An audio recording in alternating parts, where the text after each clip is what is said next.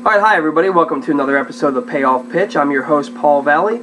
I want to thank you for joining me today, especially since I'm going to be a little bit stuffed up. I have a little bit of a lingering cold I'm trying to get rid of, so thanks for sticking with me, and we're going to press through. So today is Monday, November 7th, 2016, and the reason that I mentioned the date is because it's the first of many key off-season dates on the Major League Baseball calendar.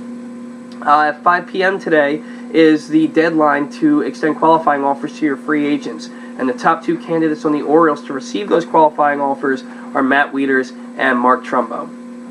Now let's look at the arguments for both players. For Matt Wieters, he hit .243 this year, which was the second lowest mark of his career. He had a 3-on-2 on-base percentage, which leaves a lot to be desired. But he did hit 17 home runs. He did knock in 66 runs in just 124 games played. His Major League average for a 124-game season or more is 19 home runs and 70 RBIs. So offensively, he's productive. Defensively, he threw out 35% of base stealers, which was 2 points higher than his career mark of 33%. So he's a guy who's defensively sound. He's a 2-time Gold Glove winner. He's a 4-time All-Star. He also, in close and late situations, he hit .329 this year. And what that means is that if he came up in the 7th inning or later with at least a tying run on deck, he hit .329. That's a clutch performer. Now, the Orioles are reportedly not going to extend the qualifying offer to Matt Wieters, according to John Heyman on Twitter just a little bit ago. To me, that's a mistake, because he did accept it last year, but he's a Scott Boras client. He won't accept it 2 years in a row. The Orioles are nervous they're going to have to pay him $17.2 million, but he's not going to accept the offer. Instead, you're going to watch him walk away, and you're going to get nothing out of it. To me, you make that qualifying offer. When he signs with somebody else, you then get a draft pick as compensation. Now, there are a number of suitors out there for Wieters. The Los Angeles Angels, the Houston Astros, the Atlanta Braves. They all need catchers. The Washington Nationals are a dark horse candidate to sign Matt Wieters because Wilson Ramos, who was supposed to be the top free agent catcher on the market, tore his right ACL for the second time in 5 years, which now makes Matt Wieters that top catcher on the market. Personally, if I were a betting man, I'd say that he signs a 4-year deal with the Atlanta Braves for some big money, probably $15 to $18 million a year, somewhere in that range. The Orioles don't really have a starter in place if Wieters leaves. Chance Sisco is their top organizational prospect, and he has hit over 300 at every stop in his minor league career. However, at just 21 years old, his defense is still a little bit behind his offense, and you know that Buck Showalter emphasizes defense, so he's not going to be too comfortable putting somebody back there who can't catch and throw the ball. You can't trust Caleb Joseph to handle the starting duties because he doesn't produce. He had no home runs and no RBIs last year. I know that he had okay offensive numbers the previous 2 seasons, but this is a what have you done for me lately league, and lately he's done nothing. So what I think is going to happen is the Orioles unfortunately won't extend that qualifying offer to Wieters.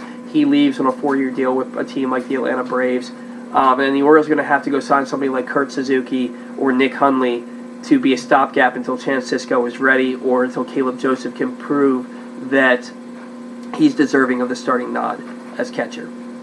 Moving on to Mark Trumbo. Everybody knows the numbers. He set a career high with 47 home runs this year, which led to majors. He set a career high with 108 RBIs. He hit .256, .316 on base percentage, 3rd worst among American League hitters that hit 30 or more home runs.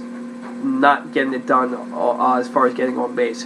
He had 0 sacrifice flies, which has to be some kind of record for an everyday player. I've never heard of somebody not having 1 sacrifice fly in a season, especially a cleanup hitter who led the league in home runs.